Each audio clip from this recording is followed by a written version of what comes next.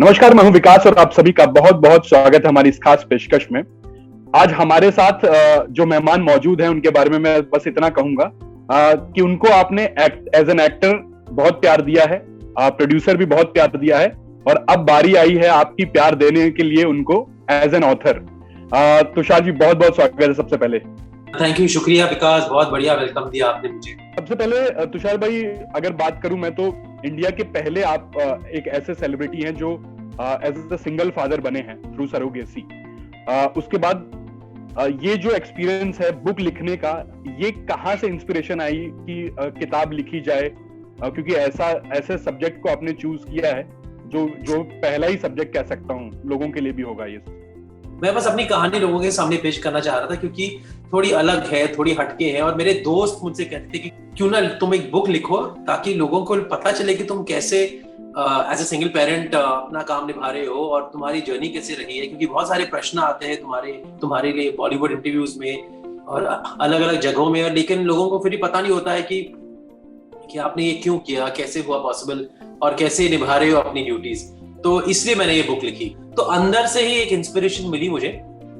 पहले तो फ्रेंड्स ने इनकरेज किया, लेकिन फिर जाकर जब मैंने सोच विचार किया और जब मैं अपने आप को मतलब सब कुछ करते हुए देखने लगा तो लगा कि नहीं, ये सारी चीजें लोगों के सामने आ सकती हैं, because it's an unusual setting and एक सिंगल मैन को आप ज्यादातर देखते नहीं है हमारे देश में या किसी भी देश में सारी चीजें खुद करते हुए, और वो भी एक एक्टर जो बॉलीवुड में काम करता है। बहुत मतलब ये कॉम्बिनेशन ही मुझे लगता है कि लोगों को लगेगा शायद पॉसिबल नहीं है। तो इसलिए इन सारी मिथ्स को तोड़ने के लिए मैंने एक किताब लिखने की सोची और फिर मैंने खुद अपने आप अंदर से ही इंस्पिरेशन ढूंढी। तुषार भाई, जैसा कि मैंने इंट्रोडक्शन में भी कहा था कि जब भी स्क्रीन पर लोग आपको देखते हैं, आपके किरदार को वाकई बहुत सराहते हैं as an actor, as a producer भी। जिस प्रोजेक्ट को आप एज अ प्रोड्यूसर प्रोड्यूस करते हैं, वहां पर भी लोगों का एक बिलीफ रहता है आप पर कि हाँ, ये प्रोजेक्ट बहुत अच्छा होगा। वैसे ही जब ये किताब अब जब लोगों ने सुनी है, जिन्होंने अभी जो लेना चाहते हैं, बहुत आतुर हैं इस किताब को, आपके जो फैंस हैं उनको थोड़ा सा अगर इस किताब के बारे में अगर आप थोड़ा सा कुछ बता पाएं, इस ऐसा जो क्या वो एक्सपेक्ट करें इस किताब से, जो वो सारी चीजें उनको मिल जाए। क्योंकि मैंने पहली बार इस बुक को लिखी है तो मैंने ये सोचकर नहीं लिखी कि मैं इसमें कंट्रोवर्सीज लेकर आ जाऊं किसी भी तरीके से, या फिर लोगों को खींचने के लिए बहुत सेंसेशनलाइज करूं अपनी कहानी को। I wanted to keep all that away from the book. I wanted to make it a book about मेरी जर्नी और मेरे बेटे के बीच में जो रिश्ता है वो कैसे निभा रहा हूँ, ना कि मतलब मेरे करियर में क्या क्या मतलब हुआ है पिछले मतलब 15-20 सालों में, या फिर मेरी चाइल्डहुड में मतलब मेरी चाइल्डहुड कैसे रही। It's not like a dramatised biopic और एनीथिंग, क्योंकि मैं उस तरीके का मतलब शख्सियत भी नहीं हूँ जो अपने आप पर एक बायोपिक लिखने की मतलब सोचूंगा। मैं सिर्फ चाह रहा था कि मेरी जो एज अ फादर जर्नी रही है वो थोड़ी अलग रही है और उसको मैं एक एंटरटेनिंग अंदाज में, एक रोमांचक अंदाज में लोगों के सामने पेश करूं, क्योंकि उसमें ह्यूमर भी रहा है, इमोशन भी रहे हैं। हमारी जिंदगी में जो कुछ होता है वो सारे उतार चढ़ाव मैं दिखाना चाह रहा था इन एन ऑनेस्ट फैशन। सो ये सब आपको मिलेगा इसमें। I hope you will find it. जैसे कि मेरी फिल्में एंटरटेनिंग होती है, खासकर गोलमाल और खासकर लक्ष्मी और कुछ और भी ऐसी फिल्में, शोर इन द सिटी एंड खाकी जैसी मेरी फिल्में, थोड़ा ड्रामा होता है उनमें, थोड़ा मनोरंजन होता है, सब कुछ मिक्स होता है। वो मैं चाहूंगा कि मेरी इस कहानी को जो मैंने इस बुक में लोगों के सामने लेकर आने की कोशिश की है, उसको पढ़कर भी लोगों को ऐसा ही लगे कि हाँ, इसमें हमें बहुत मजा आया। हम एक ही बारी में हमने पूरी बुक खत्म कर ली। अगर ऐसा लोग करेंगे तो मुझे बहुत अच्छा लगेगा। जब कोई किरदार आप निभाते हैं तो खुद भी उस किरदार से जब आप बहुत कुछ सीखने को भी मिलता है।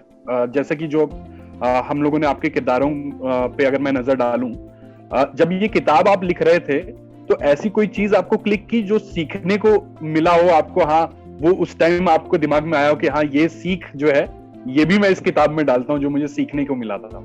मैंने कुछ भी प्लान नहीं किया था।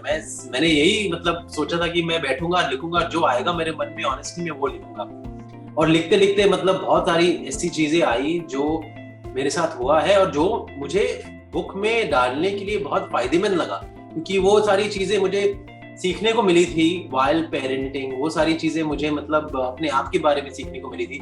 और वो सारी चीजें जो मेरी चैलेंजेस हैं वो सब याद करके वापस लाना while you're writing a book is not easy.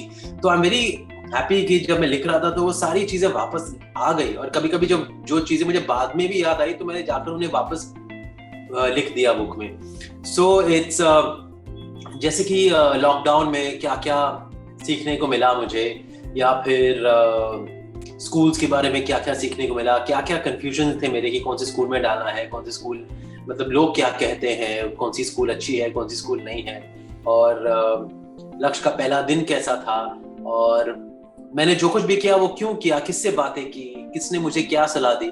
तो वो सारी चीजें याद करना बहुत मुश्किल है, लेकिन आई विल से कॉन्फिडेंटली कि चाहे लोगों को बुक अच्छी लगे या ना लगे, मैंने अपनी तरफ से जो कुछ मैं कर सका मैंने पूरी मतलब पूरा वो खत्म किया. मैंने पूरा मतलब जो कुछ हुआ है मेरे साथ, मैंने सब 90% तो मैंने वापस लाने की कोशिश करते हुए मैं सफल भी रहा हूँ.